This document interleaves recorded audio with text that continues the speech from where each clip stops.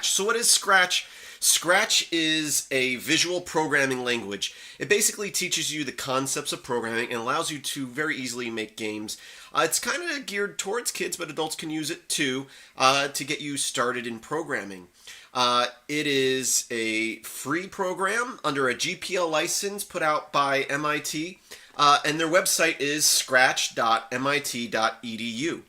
And you can download and install it on your desktop, whether you're running Windows, Mac, or Linux. But they also have a web interface that not only makes it easy for you to start using it, but also allows you to share your code and see other example codes that other people have created very easily.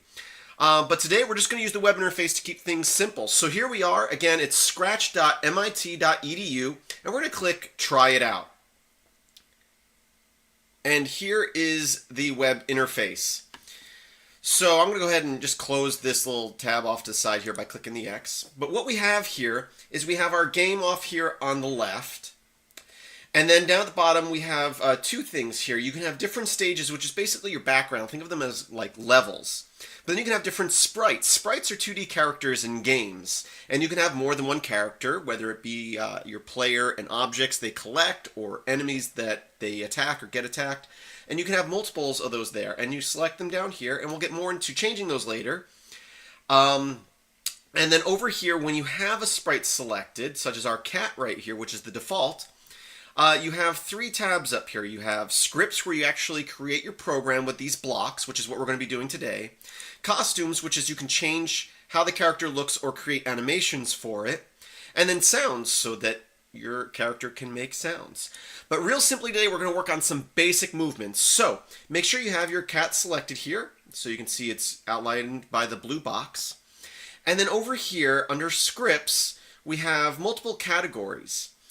And as you can see, there's motion, looks, sounds, pen, data, events, controls, sensors, operators, and more blocks. And today we're going to start off with some very basic controls, events, and motion. So basically we're going to make our cat move when certain things happen. So if we click here on events, you can see that these are when certain things happen. So in programming, you have to tell the computer do something when something happens. And these are your events, when something happens. So let's start off with our little flag here. As you can see, there's a flag at our top here. And this is how you start your game normally. So consider that a start button. So all we're going to do is drag this out to here. So this is where we're going to be creating our program, all over here, our script. So this says, when the flag is clicked, do something. So what do we want to do? We're going to move our cat here. I'm going to click motion, and I'm going to say over here that I want to move him to a certain point. So as you can see, I can start the cat wherever I want. I can drag him here or here. And he may be at a different point when your game's running, but you always want him to start at the same point. So what we're going to do is we're going to grab this go to XY block, and we're going to connect it. As you see, you get close here, you get that white line, you let go, and it snaps those blocks together. So what is this X and Y? So when you're working on the screen here, left and right will be considered your X-axes, and Y is considered your, or up and down is, Y is considered your up and down. So as we go more up, the numbers get larger. As we go right, they go larger for X. If we go down on the Y, they go into negatives. And if we go left on the X, they go into negatives. So if you look right here, again, this is your X and Y. And this is telling us currently where our mouse cursor is. And 0 is the very center of the screen. So what I'm going to do here is I'm going to say 0 for X and 0 for Y. And now, when I click the start button, our cat's going to jump to the center of the screen. And so at any point, if I drag him over here, anytime I click this flag, he's going to jump to the center of the screen.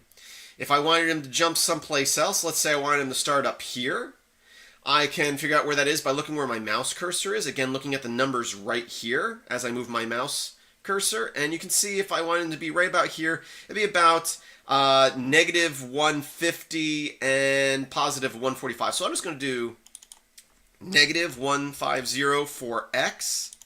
And I'll just do 154 positive for Y. So now, no matter where he is, if I click the start button, he'll jump up there. Let's go ahead and start him in the center of the screen. So again, I'm going to set these back to 0 and 0. So no matter where our cat is, if we click this flag, he's going to jump to the center of the screen.